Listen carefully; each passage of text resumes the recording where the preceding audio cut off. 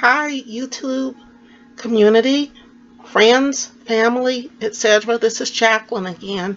I had commented on somebody's comment to me tonight that I would record a short video just to hopefully show you or tell you a little bit about why I may look the way I look and still have so much African ancestry. I've been asked that by a few people, like, wow, it's shocking. How can you have so much African ancestry? And you might see the latest comment if you watch what was said is that she liked my video, she thought I did a pretty good job or a good job. However, she was shocked by the amount of African ancestry, and she said not only because of your very fair complexion, I don't think I'm that fair, but okay, I'll take it as she wrote it, fair complexion, and also your features, which were not typically African. Well,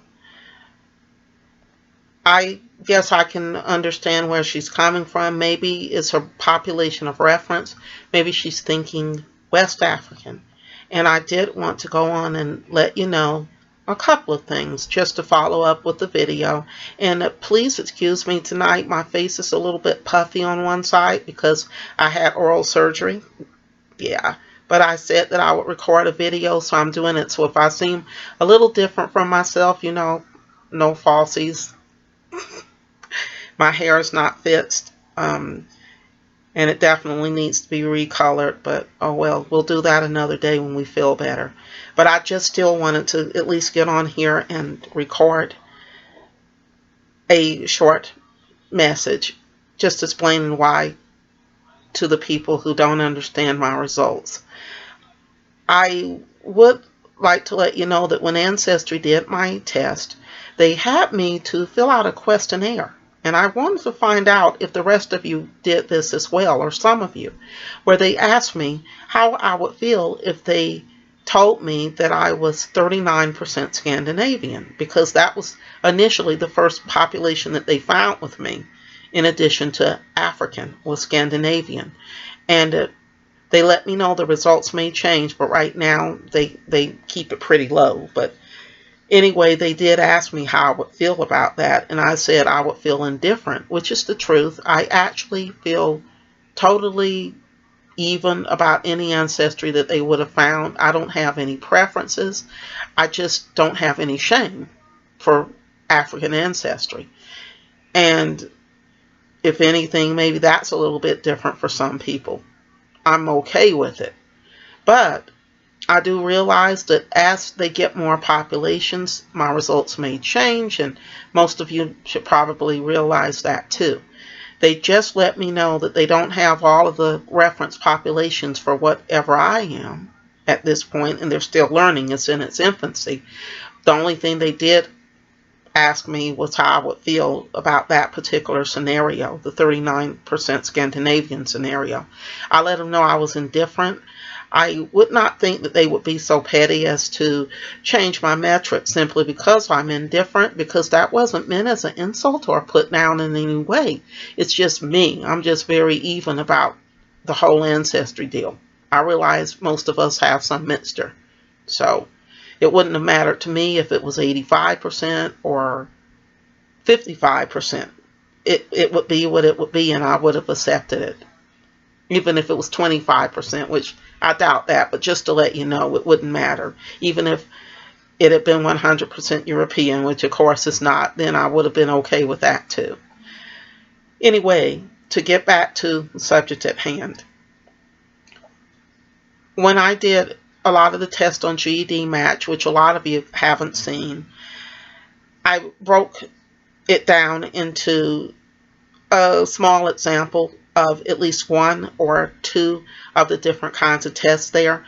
But what some of you may not have seen, because that video was long and I wanted to make a very short one just to kind of sum it up, is that my West African ancestry, especially on some tests like Harappa World, where though that test is designed for mixed African people, my West African percentage was as low as 29 for Ancestry on Palestinian as the proxy for Middle Eastern ancestry, and 32 for 23andMe for the same test. And similarly low for adding the European admixture with African. It was still under 50%. Even on that one, it was in the 40s. So on most of their tests that did have different components other than West African, I would always get a pretty high amount of ancestry from other regions other than West Africa and other than Central Africa. Now with Ancestry, Central African was what they found for my greatest African ancestry and greatest ancestry in general. But once I did the other calculators and once I did the DNA land test, which I realized that's new and a lot of people don't know about it, or it's relatively new and people haven't tried it yet, I see that I do have a big Eastern African component. And a lot of that probably comes from the fact that if you saw my message or if you look for my message among the comments, it's a very long one. I actually show you some of the breakdowns there. And I would tell you that two of my West African populations, my largest two, are going to be Fulani and Hausa, who both reside in Nigeria, Cameroon, Niger. The Fulani are all over to Gambia. The Hausa especially live in Nigeria and Niger. But with the Fulani, as I mentioned, they're all the way from Eastern Africa over to Senegal and Gambia. They are nomadic and semi-nomadic people who follow their cattle, and their cattle is their livelihood unless they live in the city and work in the city. Anyway, that's a big chunk of my West African ancestry. And if you know anything about those people, the Hausa or Neolic, however you want to pronounce it, in origin, according to autosomal DNA test. So they come from East Africa over to Western Africa. That's their history. They came from East Africa, I should say. Now, the Fulani, if you know anything about their history, they are a people that is a combination of West African and Berber and Tuareg, however you would like to pronounce that, who are North African people. And if you've ever seen pictures of them, you would see that they do also typically have a mixed appearance or features that may not to some be considered all traditional West African features. So both of those groups are coming from different places, and those are my top two groups. So maybe that explains a little. Plus, they find on some Isan, on some Yoruba, on some Igbo as well. A lot of people say they don't have Igbo, but with me, Igbo is a pretty high possibility as well. And if you've seen, a lot of Igbo people have certain light complexions or features that you may not typically expect either. In addition to the other groups, Isan, Yoruba, there are so many different groups that will all have people who may have a look that may not look like the rest of their neighbors. In addition to the fact that the Fulani travel all over the area and mix with people from other ethnic groups. So, even if I do have the Fulani or the Hausa ancestry, with Fulani in particular, it will be no big surprise if there isn't a little Yoruba or Igbo or any other people mixed in with that. So hopefully that explains it a little bit. Also, you might want to know, as I mentioned in my message or reply to the person who left the comment, I have ancestry from Northeast Africa, and Northwest Africa as well. They found a lot of ancestry that relates to Morocco, but then that's North Africa, so I don't talk about it with Sub-Saharan, but it is apparently mixed in with my Sub-Saharan somehow. I don't know why, but it is.